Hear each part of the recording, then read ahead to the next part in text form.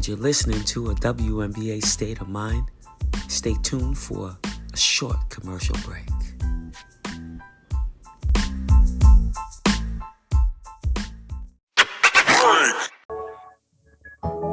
Hey, Sparrow, you got a hit right there. Yo, welcome into another episode of Capture the Game. It's the Game Within the Game podcast featuring me, your host, Desmond Jones, and my man, Jawan, aka Jawan Polo Man Stewart. Today, he's unable to make it today, so today I'm flying solo today, but that's okay.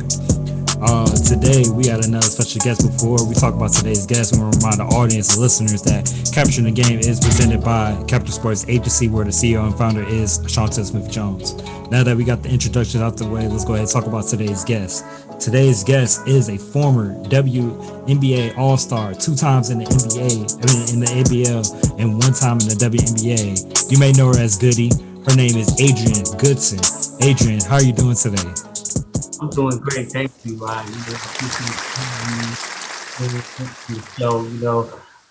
do my podcast, WNBA State of Mind, so I'm really happy to do a show in collaboration with Capture the Game podcast. I'm excited about it. Chantel has been we've been trying to get together for quite some time to just put something together. So I'm glad that we, got the opportunity to do it around the holidays. Yeah, I'm super excited. So I think this is a good way to end 2021 with your particular episode. It'll be sometime aired in 2022, obviously, but definitely great to get a chance to talk with you. Definitely, you have a great wealth of knowledge and great historic career in itself. As I mentioned in the title, 3-time. I'm sorry, I got to get my numbers right. 3-time. All-Star, twice in the ABL and 1 time in the WNBA. I don't get a chance to talk to people like you often, so I appreciate your time. I appreciate. I listened to a little bit of your podcast earlier today, and I definitely like it. And I definitely want to make sure I follow and try to listen back to some of the past episodes that you have on there. Yeah, absolutely. I've been in the groove, adding this to it. I'm on episode 9 for the second season. And, I was glad that I came up with the concept during the pandemic. I said that, when I came out of it, I want to come out of it better than we went into it. We had so much time on our hands, and it gave me the opportunity to redefine myself. And so that's where WNBA State of Mind was born. And so, I'm happy to be out there, and I'm glad that you enjoy it. I changed it up this season and added some music to the background, so it gives it a different flow, gives it a flavor, and it captures the people. I love it. All right, so let's go ahead. Before we talk about the podcast, but not because I definitely want to talk about that. And can you go ahead and tell the audience a little bit about yourself? Yeah, absolutely. First and foremost, I am Margot Goodson, Fuker's daughter. We're going to start there first. Give all the praise to my mother. I was born in Jersey City, New Jersey. I'm a graduate from Bayonne High School, Old Dominion, where, my talents garnered all American and Hall of Fame status. And I have a master's from Purdue. I got that in 2018. I always like to continue to add to myself, and my master's is in leadership and management.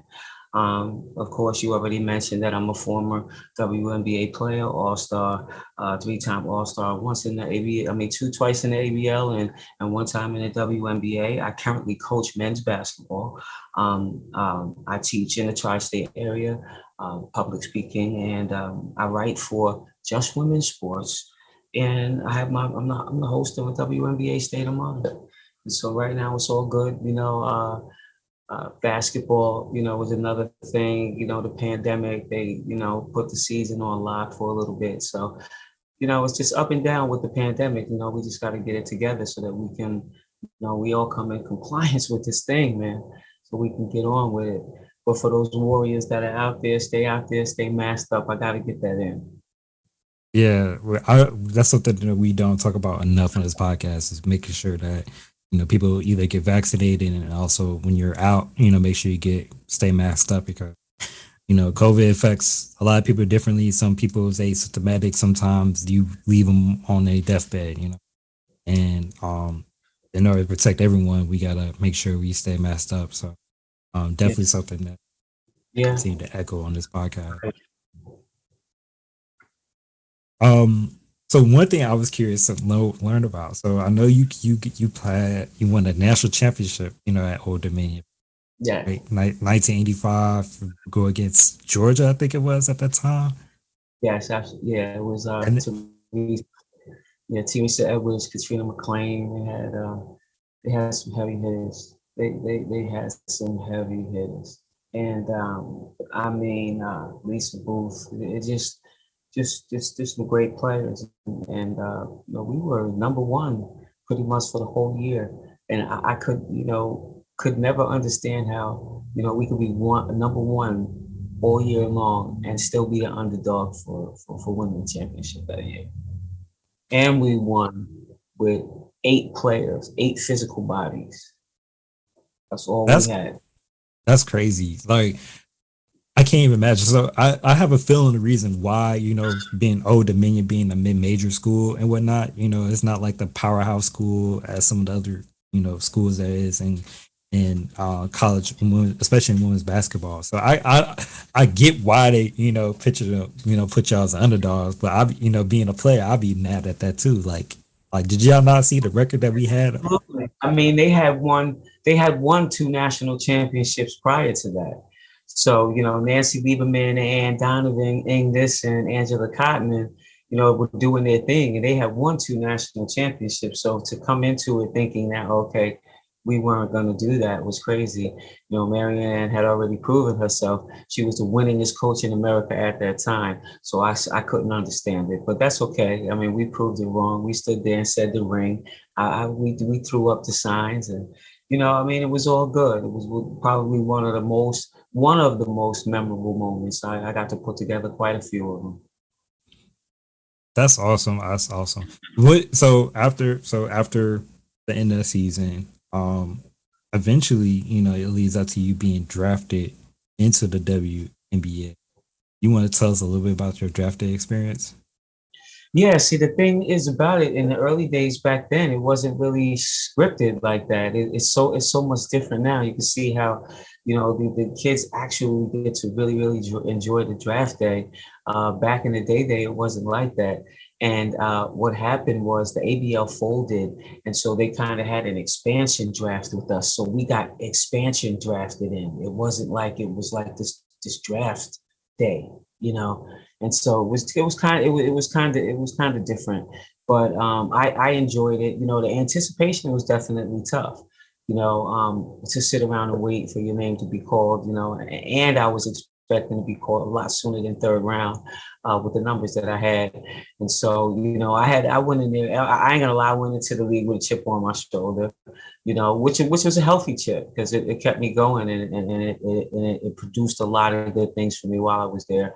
Becoming an all-star, becoming a part of the players committee, being named two-time community assist award winner, which is where you have over 100 community service events or places or gyms or locations that you go, and just get the WNBA's name out there. And I won that in Utah and in San Antonio, so I was getting it in the community as well. So I was a part of the league in a major way, also with the Players Association.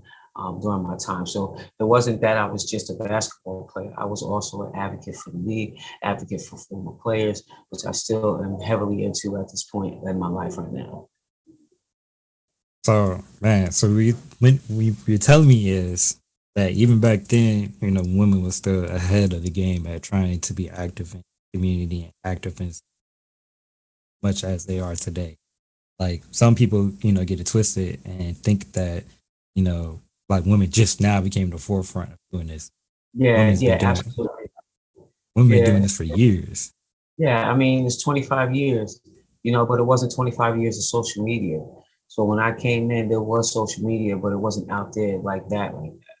The most that we had probably was YouTube, and a few other things, MySpace and a couple of other things that, vehicles that you can get stuff out there.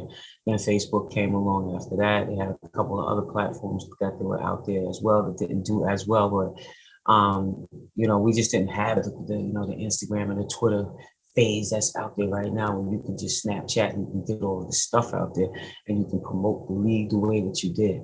There were only a few outlets that we used, and that was like the old school channels, like NBC, ABC. When I was playing in the ABL, God bless BET, because they were the network that we used at that particular time, and they intertwined us with where they used to always show the the football games and stuff like that, on Sundays and stuff like that. So our games were intertwined with them. So, it was a nice network. But when they decided to pull out, along with Reebok, it was a wrap. And then 40 of us went.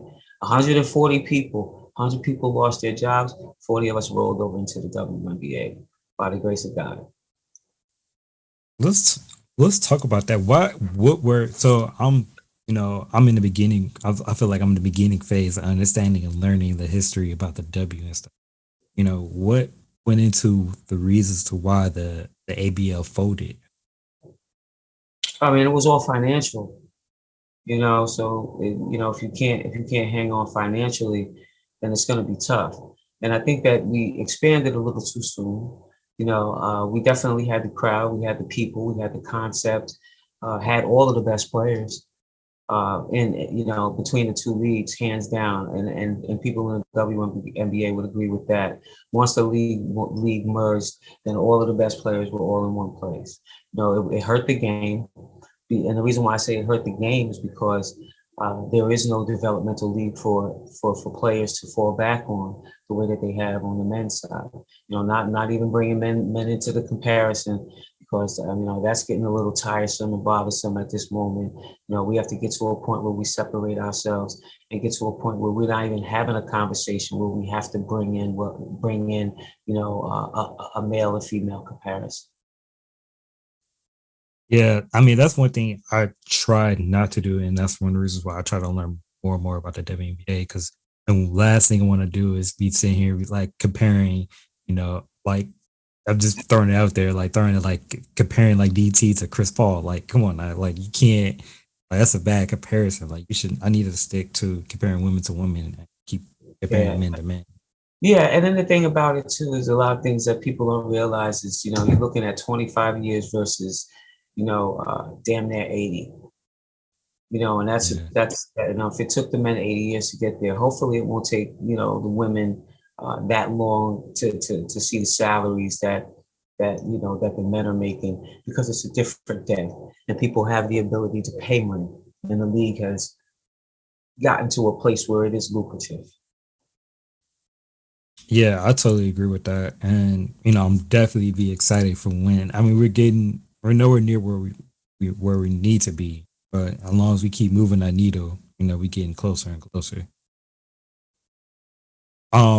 So one thing that I was going to mention though, so as being the advice for like people like me, that's I'll say I'm kind of like newly mid fan in a sense. What's some advice that you can give to fans that are trying to learn more about the game and learn more about the W? What's some things that they should be doing? What's some things that they shouldn't be doing? We kind of talk about it with comparing men to the games to the women games.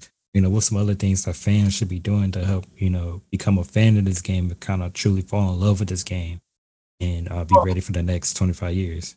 Yeah, absolutely. Well, first of all, just take away from, like we were talking about, comparing it to the men, because it's two different things. You got above the rim and below the rim. Each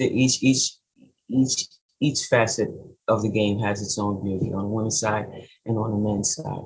Secondly, just like with anything that you wanna know about, you have to do your homework. You got to do your research. See who those players were from back in the day. They going way back. To where it started and who were those heavy hitters. Look at, you can start with Immaculata, and that's where, it all started with Kathy Rush and Mary Ann Stanley and Teresa Brent. And, uh, so, you can start there. Third is if you have family, the easiest way to get out of the game and enjoy it is to bring your kids, because it's a family oriented atmosphere. And if you really, really support sports, go out and buy a ticket. And even if you don't go to the game, you can buy a ticket for your daughter. You can buy a ticket for your sister. You can buy a ticket for your niece. You can buy a ticket for a friend, a friend's kid who that, enjoys the WNBA, you know. There's so many ways, ways that you contribute and you can support, as well as, wearing the apparel and not being afraid as a man to wear a WNBA hoodie or to wear a Liz Kane beige jersey. Yeah, that's one of the favorite things I like to put on. So I have a gray hoodie with the orange logo on there. So one of the things I'm gonna do over the hopefully next couple of months, to pick up another WNBA hoodie with the orange hoodie with the white logo. But I know I remember walking into work one day, and I had on a gray hoodie with the WNBA logo on there, and it was like, "Is that for women's basketball?" Like, yeah, it is. Like, like what's wrong with that? Like, this hoodie's dope. The game is dope. Like, what's wrong with that? So he was kind of shocked, and it takes wearing the gear out there in public so people know more and bring up the awareness of the league. Yeah, absolutely. And then, there's really something about each one to each one. So when a guy sees you comfortable in your own skin, it liberates him to do the same. Oh yeah, I totally agree. One thing that also another fantastic moment that from me and my wife, we was able to take my parents to a Chicago Sky game, like one of the final Chicago Sky game. And I think from that moment, just from taking my parents to those two games, so they was able to go to one game and then they went to another game the next day without us. And I think from that moment, they became fans of the game. Like my dad, I was talking to my dad like a couple weeks ago. We was talking about college basketball, and he was like, "Yo, UConn not even in the top 10 anymore." I'm like, "They were just in the top 10. What you mean?" So I'm like, "For real? They're not in the top 10?" Let me go. I had to go look it up, and he was like, "What? You don't trust me?" So I think from that moment, we created another, just from them buying the tickets, getting them involved in the game. Became got people more, like my parents, for example, became fans of the game. And some of the stuff that me and my wife try to do is, we've we've done giveaways on social media on the tickets for the WNBA, as far as like the Fever game. As you're right, it does take, you buying the ticket, or if you take people along with you to the games, the tickets are actually right now not inexpensive, in my opinion. Like you can get decent seats for not paying that much, versus like if you compare it to like an NBA game, it's quadruple the price right Yeah, yeah, absolutely. And and it's guaranteed that you're going to enjoy yourself. Most people, I just tell them, go get a ticket, and then I don't, we'll talk about it afterwards. now. And Right. most of them, end up going back to the game and, enjoying the experience. And not so much because of the basketball, but the bond that they created between themselves and their daughter, or themselves and their son, or, maybe their sister or brother. So it's really a great way of bringing people together, as sports always does. Yeah, absolutely. Um, so one thing I want to ask about too. So what was, like, I know, so you've seen a lot from the W. You've seen the ABL, you've seen the merge, you've seen kind of almost like the glimpse of the start of the WNBA to what it's like right now. And I feel like the hardest thing to find is, how was the early part of the WNBA? Can you tell us about it? Tell us what was the early part of the WNBA like? Oh yeah, definitely. I mean, definitely glory days, but if you look up the word pioneer, then you understand, it was a lot of digging in the dirt, building the tracks, making sure that, the foundation that was laid wasn't built upon sand so that it could stand the test of time. And then we sit here and we have the 25th year anniversary testimony at this moment. So, a lot of it was definitely a lot of blood, sweat, tears, and all of the things that it takes to put something together.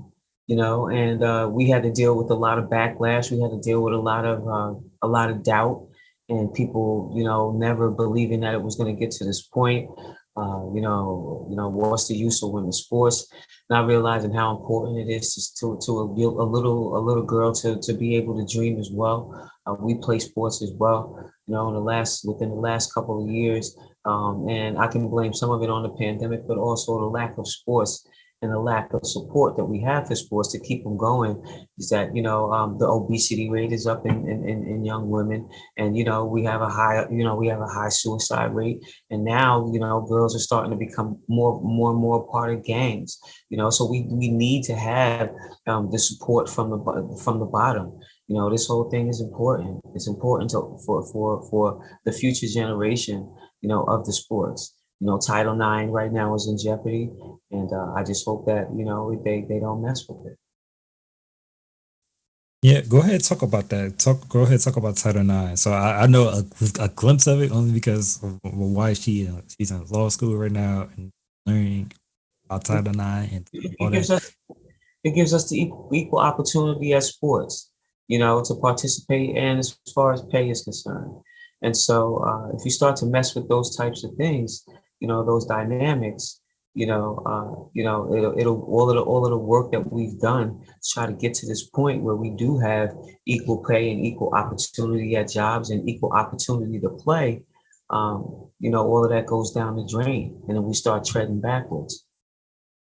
So it's just Yeah. really important to, have these people who are, the corporate America and these owners to really understand how important it is. It's not about us. What we're doing is about the future.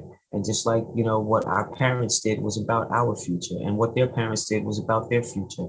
And so, and so on and so on and so on. And so we got to continue to feed the grassroots programs, so that they survive. And not only do they survive here in America, but at the same time, we do have competition in other areas. We have competition all around the world, and we are, the founding fathers of basketball, and we need to continue to be leaders in that, and show and demonstrate that, this is the best place in the world to play basketball. And we have to feed the seed. I love to see developmental programs here for us, as women, so we don't have to go overseas. I'd love to see, mass media that's involved with us. It's just an all women's channel, so we don't have to worry about ESPN, where our highlights are going to be. We can go to where we go. So with all of that, this is all in higher calling. All that still, things that are part of prayer, but at the same time, it's going to take a community to come together to make that happen. A couple of us to sit at the table and not just hope for a better future, but actually make it.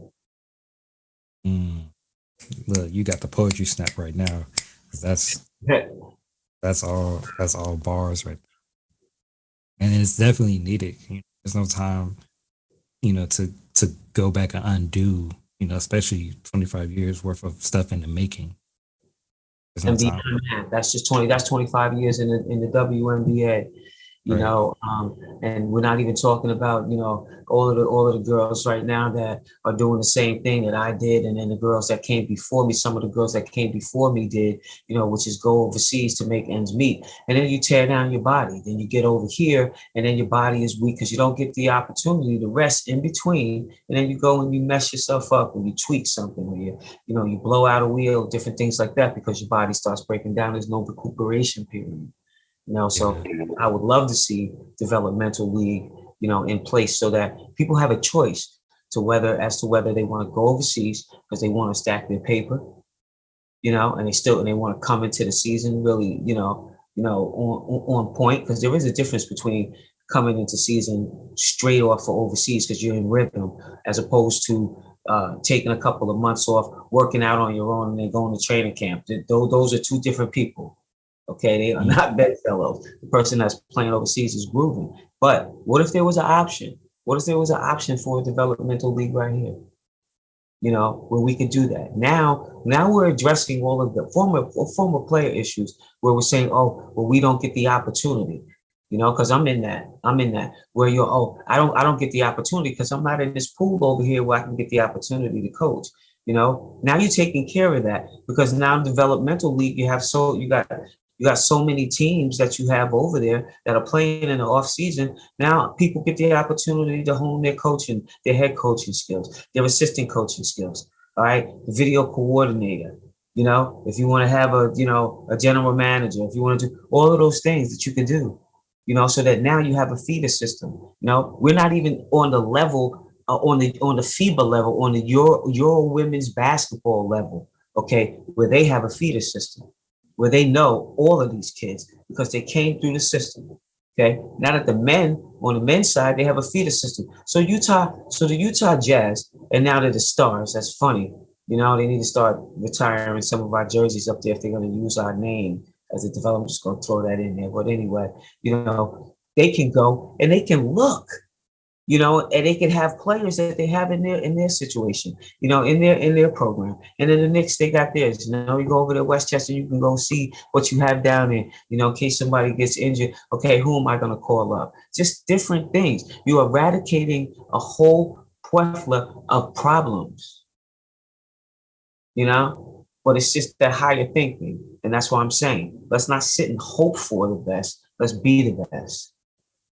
Because it can happen. Because the dollars are there.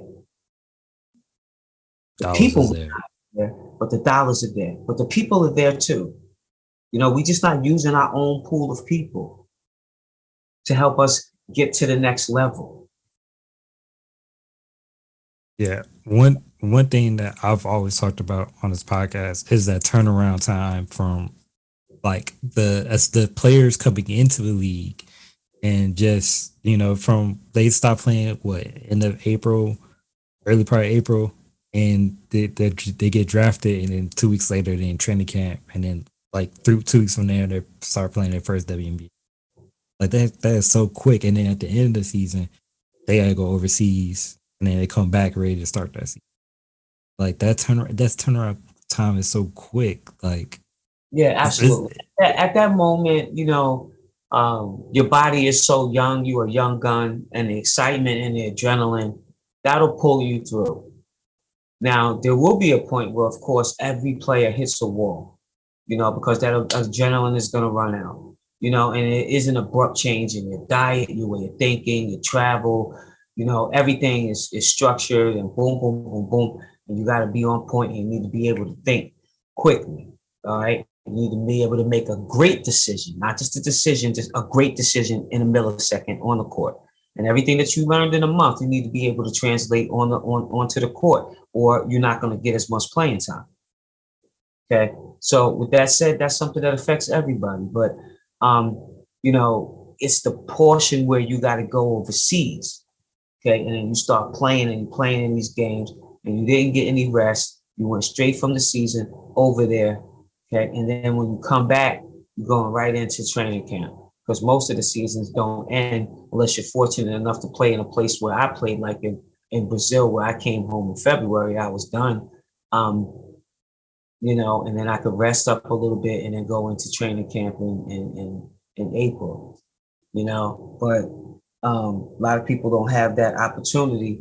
So that's where the injury comes in when you make that transition from overseas into the season, because there's a lot of wear and tear on the body.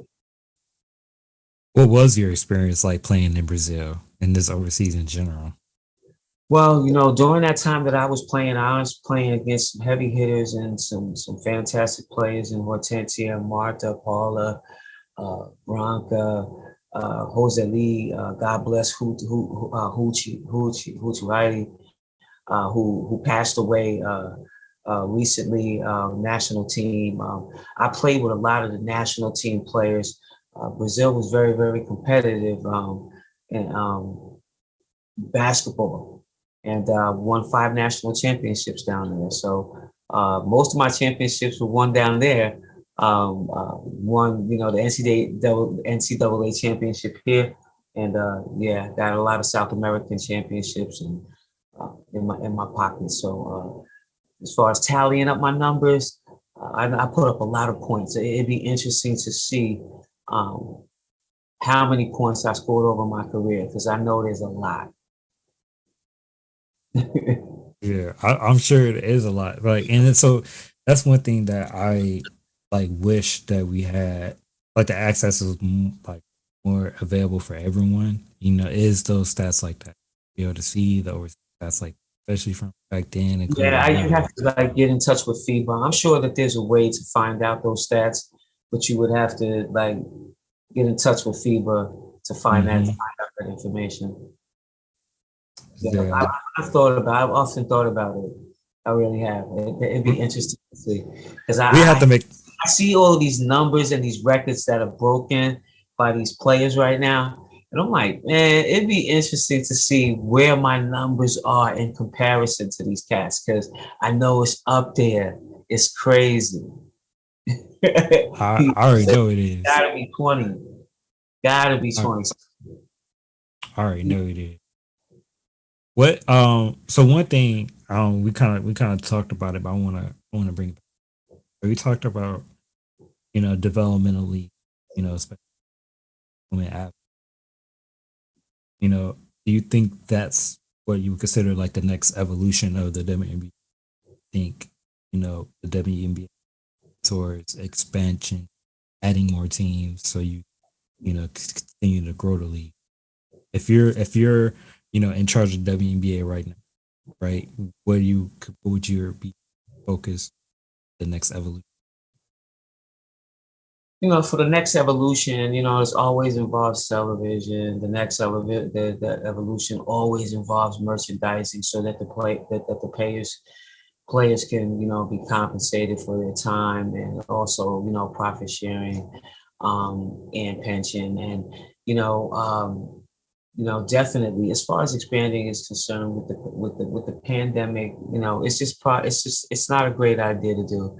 It'd probably be better for them to expand upon the rosters and allow two players and another coach per team, which would be awesome. And then it will open up the door to, other possibilities for people to come in and, and become employed in the WNBA. I like that. That's the first time I heard someone talk about maybe let's add some more players instead of working on expansion, especially because Oh of the yeah, current state. absolutely. And that's just from being a part of the WNBA. That's just from sitting across from Adam Silver and David Stern and all those guys when we were, talking about the collective bargaining agreement and knowing and understanding how the WNBA works, knowing and understanding how the NBA works, being a part of the leadership program, being a part of the NBA assistant coaches program. Basically you just sitting across from a GM. I can make it happen from Mm, picking players all the way to, the financial side of it. It's all right here. We don't graduate.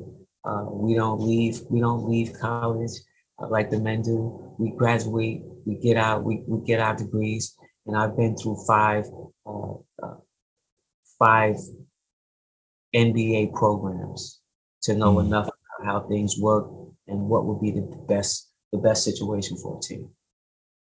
I love it. Um, so yeah, one thing I definitely wanted to talk about was the life after basketball. So one, I wanted to, hear the moment when you realized that all right, maybe it's time for me to hang it up. But then also I wanted you to, talk about the thought process that you went into trying to figure out what's next after basketball. Yeah, absolutely. I mean, it's a tough process for most players to be a part of because you play basketball all your life, but it's something that, I think that, the kids nowadays have a better opportunity because they get the opportunity to brand themselves in ways that we didn't get the opportunity to brand ourselves because at the time when the league first started, everything that we wanted to do to brand ourselves was a conflict of interest. Okay, you can't do that because this is our sponsor, that's our sponsor. That they loosened up on that, and that's opened up a lot more. The kids have social media and they can get themselves out there. And so you can figure out what it is that you want a lot quicker, than I got the opportunity to say, hey, let's oh wow, I gotta stop this thing. But I knew I wanted to continue to be a part of the game and still help grow the game on the other side of it, after I hung my shoes up, which was, doing clinics and keynote speaking and coaching, got into the coaching realm, coached at Old Dominion in my off seasons, during the WNBA in my latter portions of my career, to see if that was something that I wanted to do. And so, I got the opportunity to do quite a few things. And so, the aspect that I love the most about it is definitely, just the GMing part of it, and being in the front office and helping, bring players in that would help the team, as well as, coaching as well too. But my forte is getting the players in shape. I was one of those players that stayed in shape.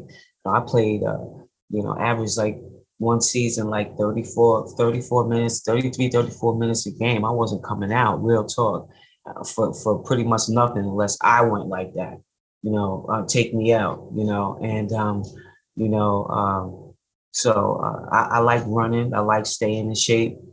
I like the weight training aspect of things, and also the motivational, mental aspect of things, because you have to be mentally tough, and not just about getting over hurdles of the game, but the psychological aspect of that too. You have to be you have to have a mindset and be healthy in that respect, which is something that the league is paying a little bit more attention to. I think they can still raise their level with that, but just to awareness is where it starts.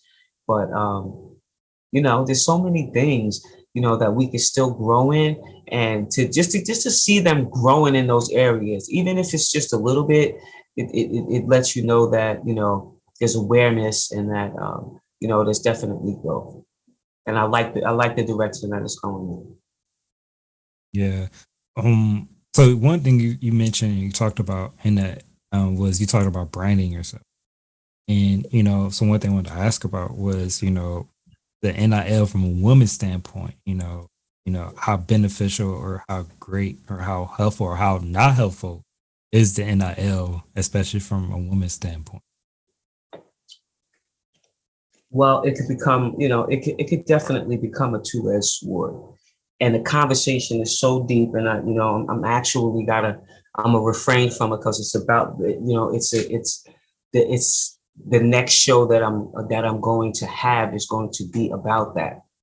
And I'm going to have an NCAA specialist on my show speaking in regard to the benefits, and the things that the NIL will bring in a negative way to women's sports, and how it will definitely affect how it affects Title IX, now that we have them signing people to these NIL contracts, making them employees.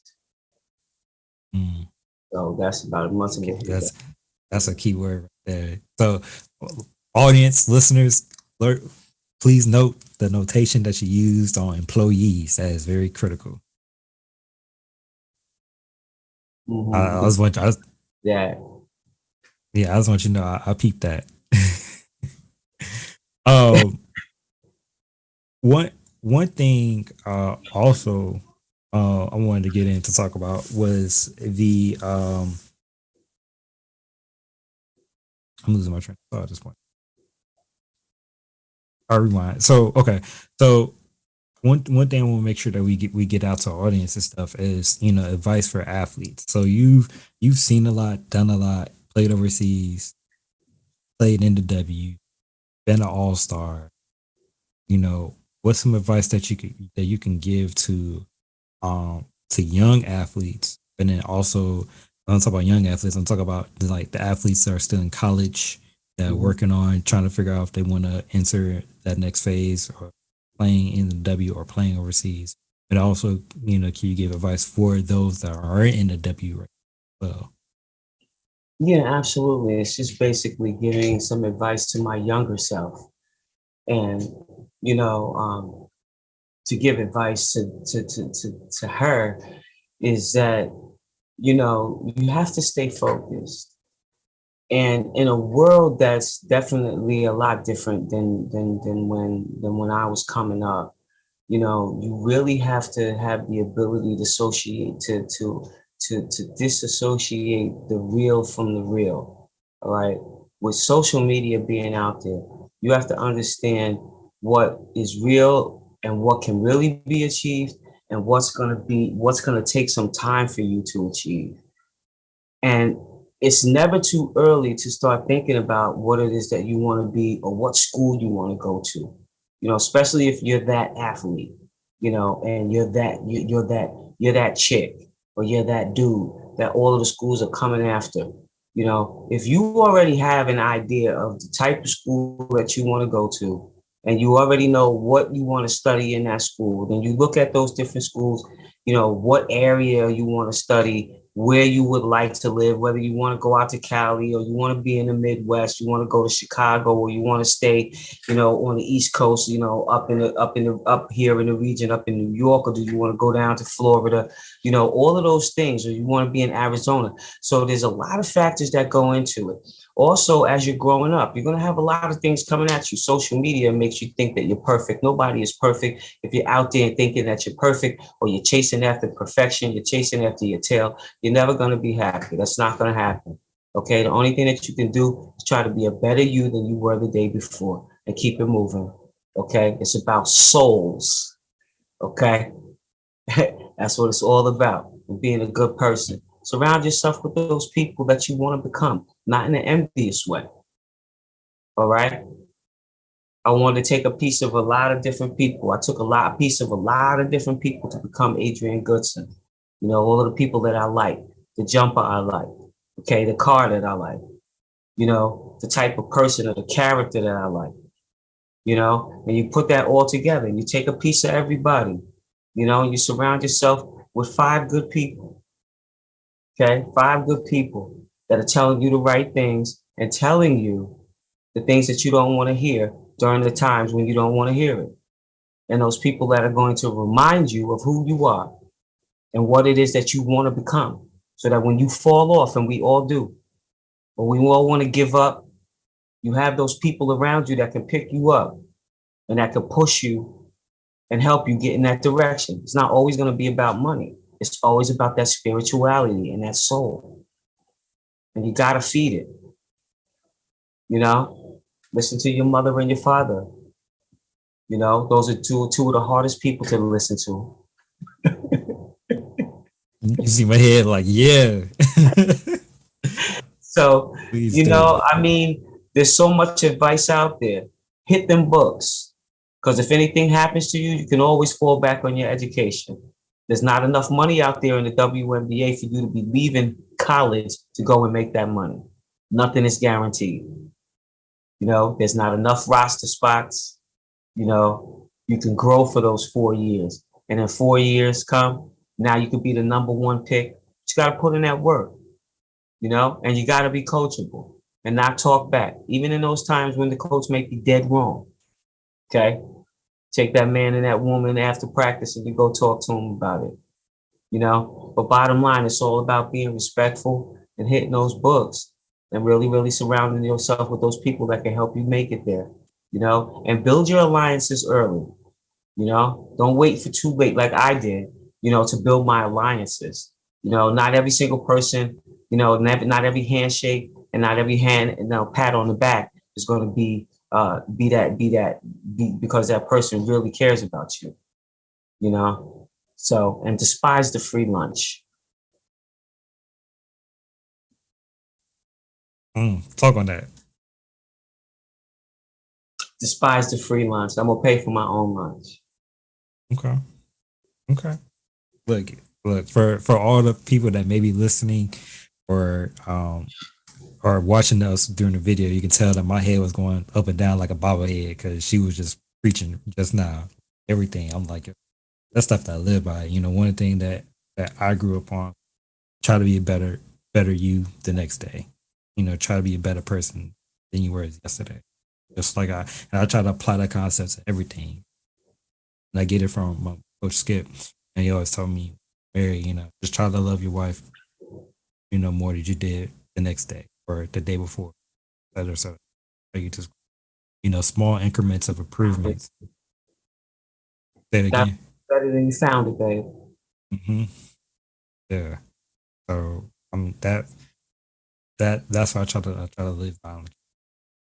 Definitely great advice for anybody, honestly.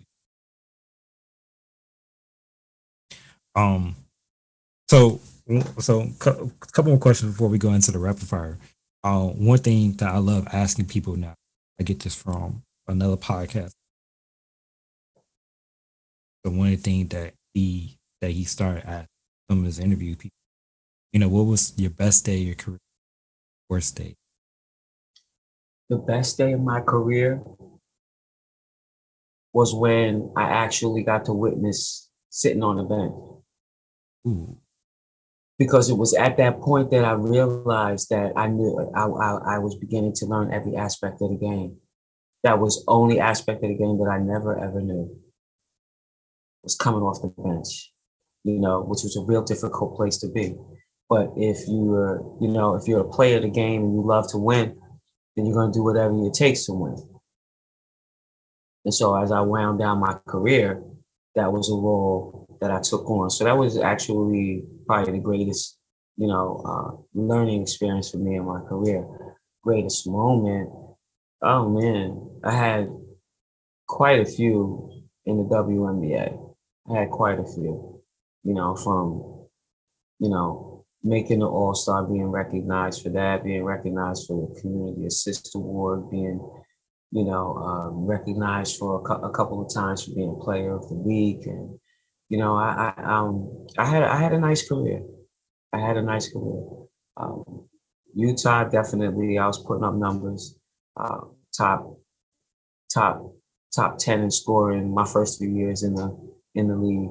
So I came in with the pain, real early, real early, and we moved to San Antonio, and then after that, I became a free agent. I went to Houston and then Charlotte. And then, okay. Did you ever like a moment that it was like, this is like, felt like you've hit rock bottom at any point in time in your career? And this could be either your profession or even afterward. I never felt like I hit rock bottom. No, that was definitely never the case. I've always had enough confidence for that, to know that, whatever the situation was, it takes two people. But, sometimes you just have a bad coach. It happens. It does. It does. Favorite memories about being in the W, or is just in general favorite memories of playing ball? Oh yeah, definitely favorite memories. I'm not even gonna give it all to the WNBA. I was so many places before I ended up there, and had so many different experiences. I would do injustice to anything that I mentioned, Yeah. because some fantastic moments when I was playing in Brazil. I had some absolutely fantastic moments when I played in Barcelona. I had great moments when I played in China.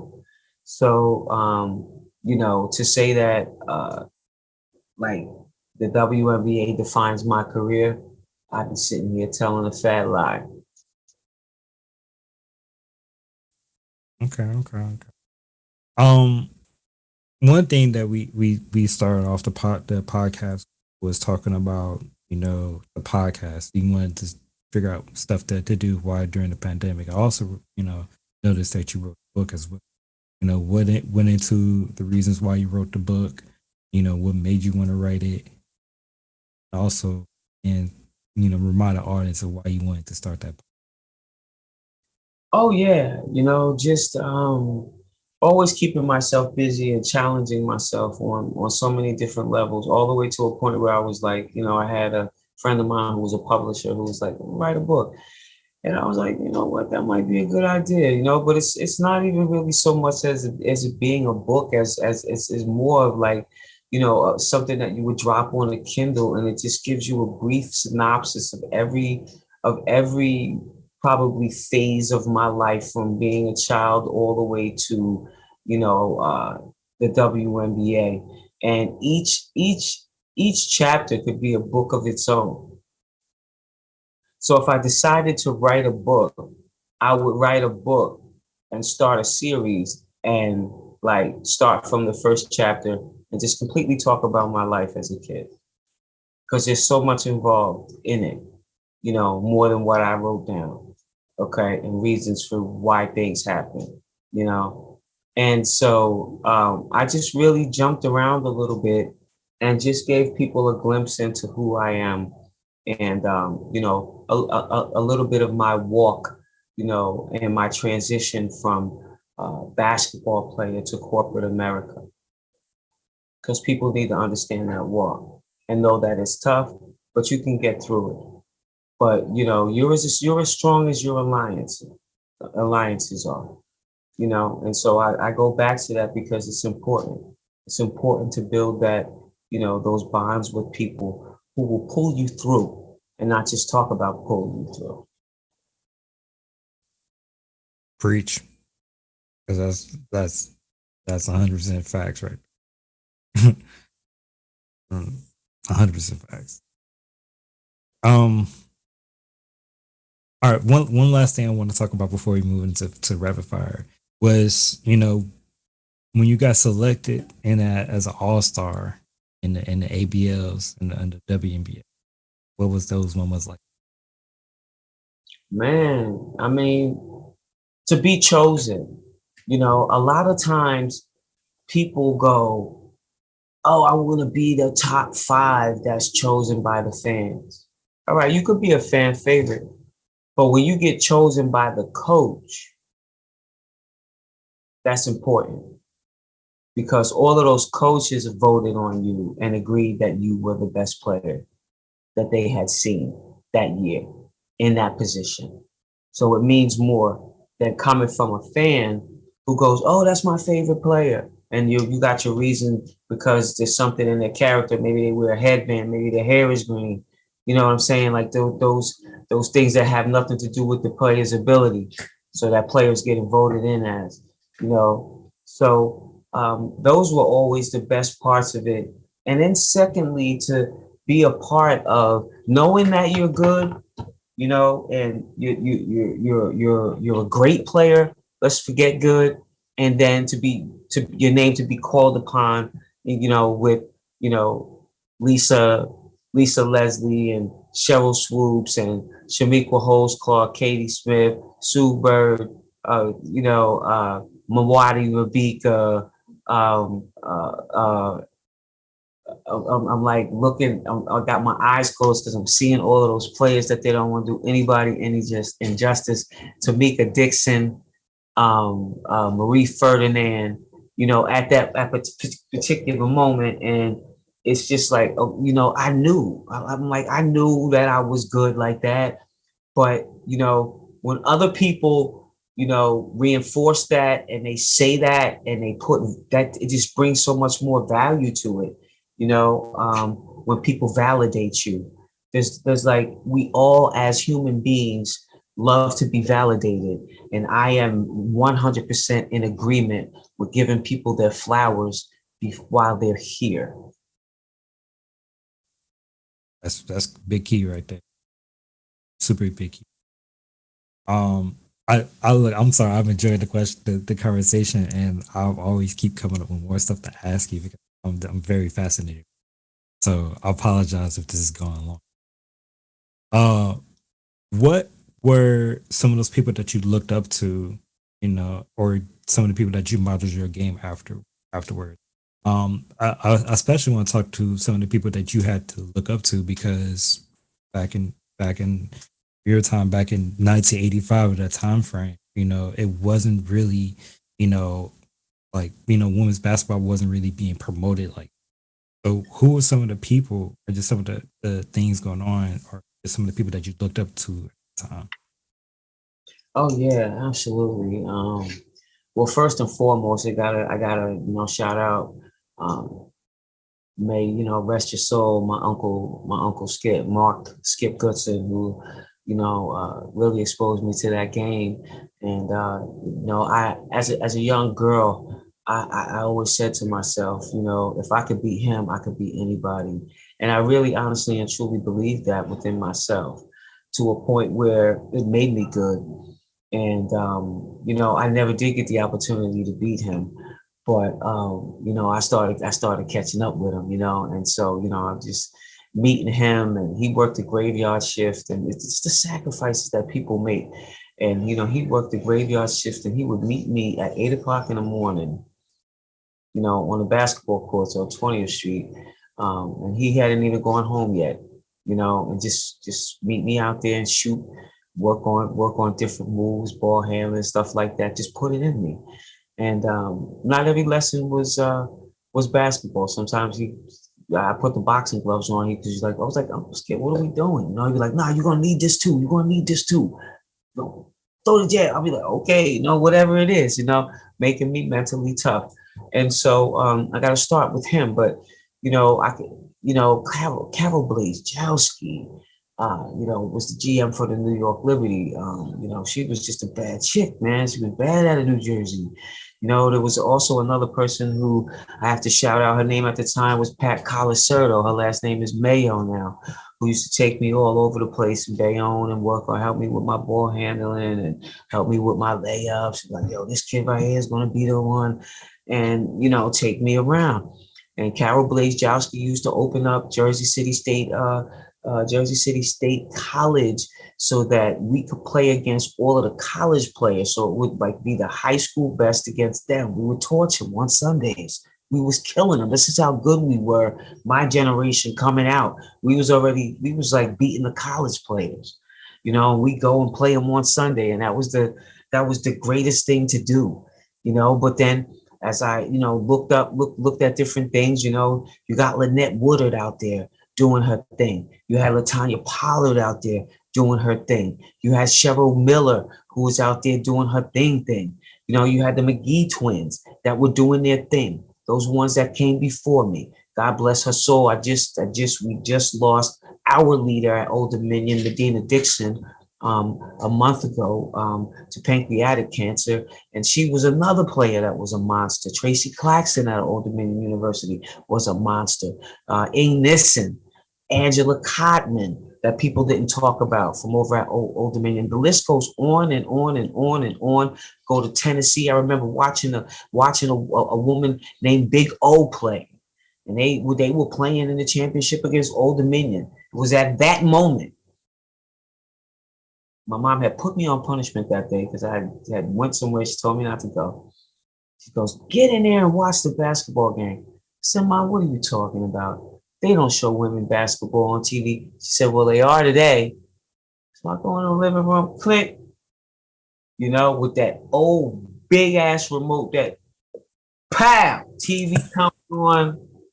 I'm like, yo, sat there, watched Old Dominion beat Tennessee, win some type of championship, won a championship.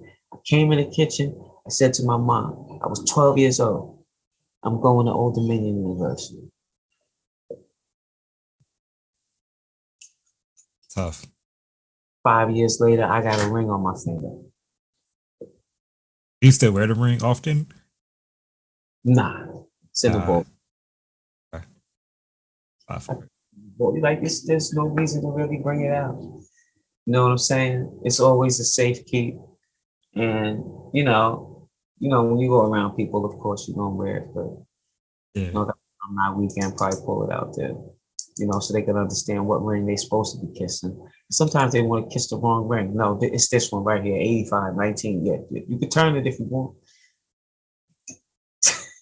Preach. Look, she covered the bars today. Business. Oh, so you're coaching now, right? So what was some of the stuff you had to learn as being a coach? Patience. Not everybody's going to think like me. Not everybody's going to operate like me. Not everybody's going to have that, be able to make a quick decision. Not everybody's quick. Not everybody's fast. Not everybody can read, and so you have to, you just have to work with people where they are and help to bring out the best, whatever it is. So if you're a great rebounder, guess what? Lead the team in rebounding. If you play great defense, be our defensive leader, be our catalyst, be our spark plug. So it's really about honing different skills. and then helping them become better, in the areas that they need to become better. You bring out their highest skill and you hone the skills that they need to work on, so learning how to do that. And then, at the same time, you have 10 different personalities, all right? And so one kid, you might be able to go, yo, what you doing? What's the matter with you? Blah, blah, blah, blah, blah. The other kid, you got to be like, now. And then another kid, you got to sweep up under the rug because he can't take it. So it's like being able to deal with different personalities and meeting people where they are, and saying, hey, listen, how can I get the best out of you? All right. When the best just doesn't seem to want to come out, and then at the same time too, helping them to stay focused, on getting the good grades and valuing education. That's the hardest part with you boys, is getting you guys to value education, because you're so athletic, in your mind that you can jump over it. Okay. Instead of walking through it, you're going to jump over it. You're going to naturally use your athletic ability instead of doing it the right way, and so it's like trying to get you guys to stop catapulting over the issue, dealing with the issue and walking through it. Now I can understand you jumping over, but I need you to understand why you jump over it. I need to understand why you need to go this way, because the quickest line, the quickest, the fastest way, from point A to B really is a straight line. So I need you to move like this, because if you zigzagging, that's when you're going to get crossed up. So it's more of like teaching people understanding and, understanding the game and being demonstrative and knowing how to break it down. I like to use film. I like to show people. I'm not going to keep on talking to you. Okay, we can't keep on talking. I need to show you what it is that you're doing, why you're doing it, and what we need you to do to make it better. Because once you start to see what it is that you do, now you can fix it. Yeah. I'm not even a coach. I agree with all the points. I feel like I have to watch my wife go through this because she coaches in middle school. She coaches middle school basketball, and then she also coaches track and field on the college level. I feel like she has, like, she can do a split personality, much like you talked about. I feel like I'm witnessing everything that she has to go through, just basically based off what you just made. Absolutely. Yes, And getting people to understand how to translate what we talked about, what we discussed, what we put on the floor, what we practice. I need you to translate that to the game. That's why it's important to always practice at game speed. Because when there's a difference between things happening at 75% and game speed. Game speed is like boom, boom, boom, boom, and you need to be able to make that decision, and let's stop joking out of the equation. Let's get after it so that you can understand what it is that we need to do, and then also at the same time, getting them to understand how to change speeds. Because a lot of players just want to play at one speed, because they get and watch TV and they want to do James Harden, and they want to do Steph. And they don't understand why you're making that move. You over here, you went by the defender, okay? You got him going that way, all right? And then you pull it back. Like, why did you, you beat the dude and then you pull right back to where he's standing? Yep. Why did you do that? Because you're watching it on TV and you're just making that move. There's a reason why you make every single move. You only need 3 moves. For me, it was 1, 2. If I needed that counter, I got the counter. You have that third. It was 1, 2. If I needed that boom, then that boom, I was getting to the cup. I'm not going to be out here with 7, 5, 10, 20 dribbles. Nope. Back. I'm to the rack. Let's go. We going back the other way. Stop wasting my time with all these dribbles. It takes away from people understanding how to play off the ball when you're doing all of this here. Nobody knows how to play off of that. The best players are the players that play off the ball. Steph Curry don't never stand still. He's always constantly moving. Always. Got to be that player that can move, that can create. If you want to play on a pro level, you got to be able to create your own shot. You're not always going to be able to. You're not going to always be able to, throw up for the horn so somebody can run off a pick and roll. You're not going. You're not going to be in those situations all the time. That scout is real.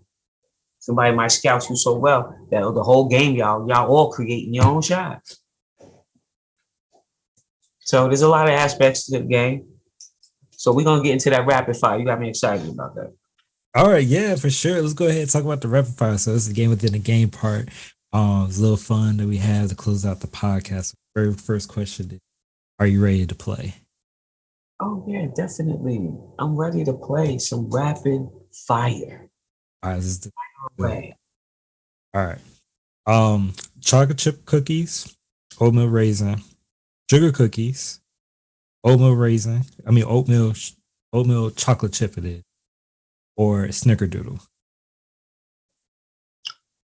Snickerdoodle. Oof, okay.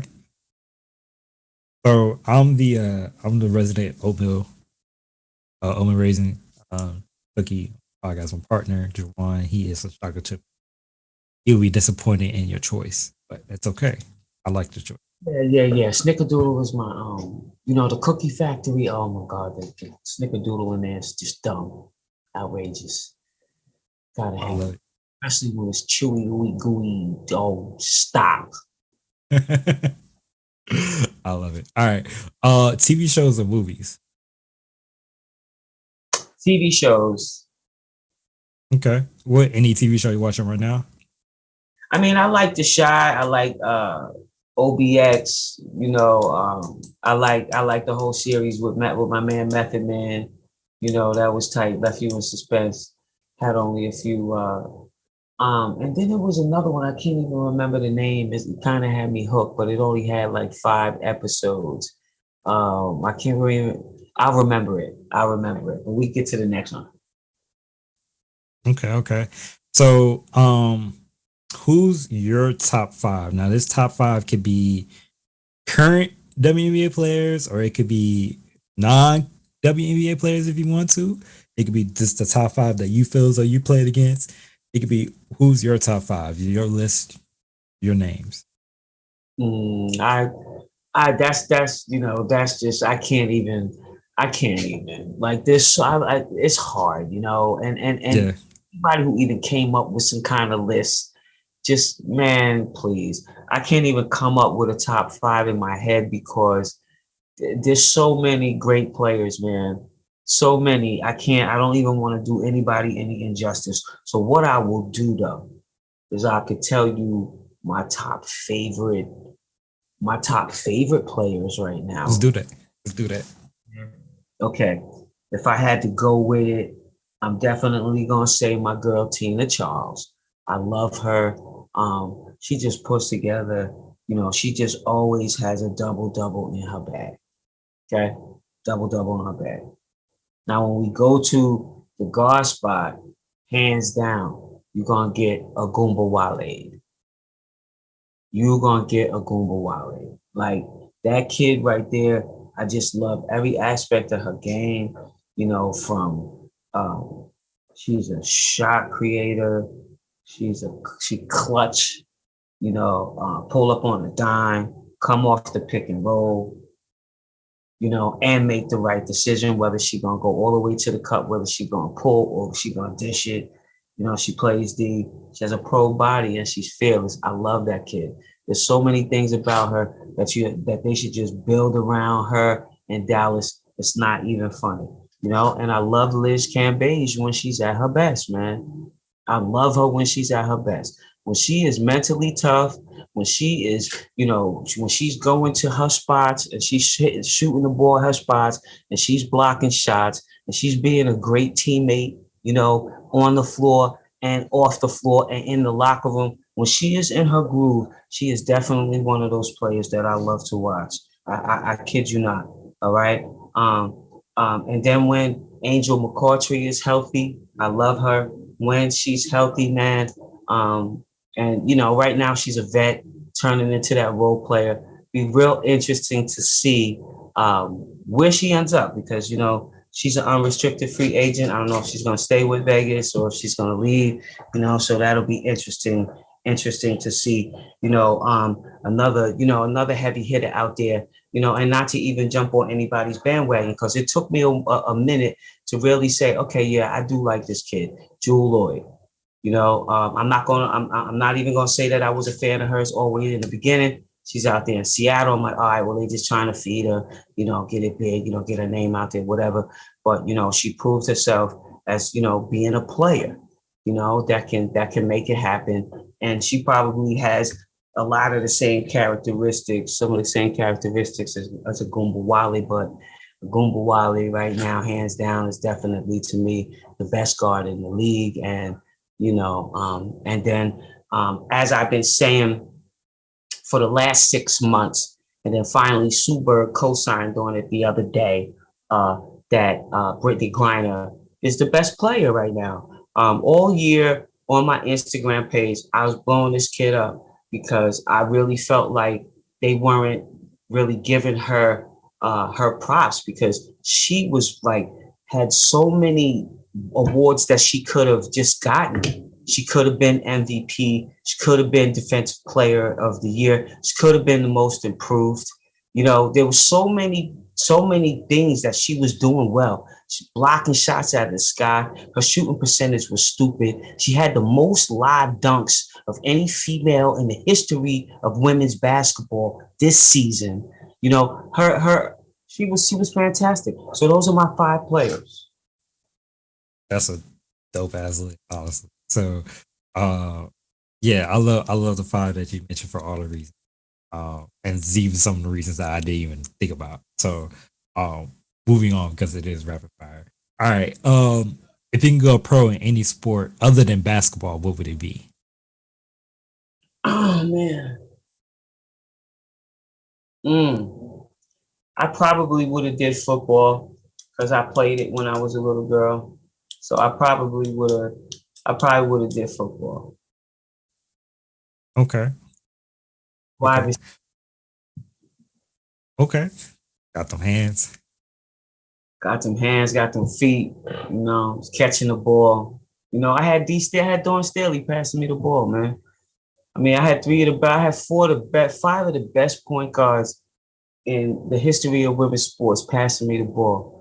Starting with Dawn Staley, okay, Debbie Black, Jennifer Azzi, Hortensia, and Magic Paula down in Brazil. And then I'm going to throw her sister Bronca in there. I had like some of the best point guards throwing me the ball. So my hands was nice, because I wanted the ball. Yeah. Okay. Okay. All right. Favorite sports moment that you've either seen or witnessed? The favorite sports player that I ever witnessed has got to be hands down Martina Navratilova in tennis. I used to play 2-on-2 with her at Old Dominion when I was a freshman, and I was in disbelief because at the time she was the best tennis player in the world, and she resided in Virginia Beach and worked out at Old Dominion University. And every single day before I went to bed at night, I played 2-on-2 against her and Nancy Lieberman. It was me and Medina Dixon versus Nancy Lieberman and Martina Navratilova every single night my freshman year up until about the season came. And that was my workout. And I got in trouble because I didn't go to study hall. Okay. All right. I love it. All right. All right. Favorite pair of shoes? Oh my gosh, my favorite pair of shoes. Oh man. I could tell you if I could wear all day, just because, just from being from the tri-state area, I gotta rock Puma. Okay. It's something about the Puma and the shell toe Adidas, street, you gotta, I always like to have on a fresh pair. So, you always got to have on the fresh whites. So it's either shell toes or either I got on the suede Pumas. All right, all right. Um, if you could be a hype man for any artist, who would it be? Drake, I'm coming into Hands Drake. down. Yeah. Hands down. Okay.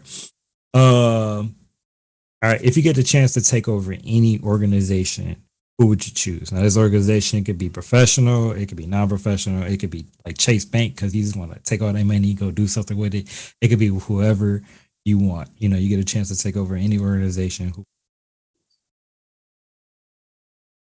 Mm, wow. That'd be nice. I would say the WNBA Developmental League. Let's go. I get if I have my deans working, that'd be the dean right there because that's a dope answer there. Mm-hmm. I love it. Okay. Um, last but not least, but the hardest question of them all is, how can people keep up with you and your career that you and keep up with you and keep up with everything you have going forward? Oh yeah, definitely find me out there on social media on Twitter. Most of my handles are a goody 15. On Twitter, it's a goody 15 underscore WNBA. On Insta, it's a goody 15. You can find me there. On Facebook and LinkedIn.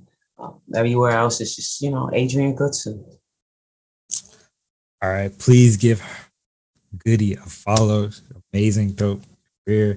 For all the fans, listeners, subscribers out there, please go ahead and continue to support and like and share and retweet our stuff. You can be found on Twitter and Instagram at CTG underscore podcast. We can also be found on Facebook and YouTube at Capturing the Game Podcast. We're also on your favorite podcast platform, whether it be Apple Podcasts, Google Podcasts, Spotify, Anchor, you name it. We're on there at Capturing the Game Podcast. Adrian, Goody, yo, amazing, dope. Salute to you.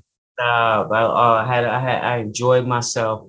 And to all of you guys, make sure that you check out Capturing the Game podcast in collaboration with the WNBA Stay in Mind, aka Goody Goodson. In the house, I appreciate it. I can't wait to check out the podcast. It's Me too. hot. Me too. Me too. Namaste, my brother. Stay.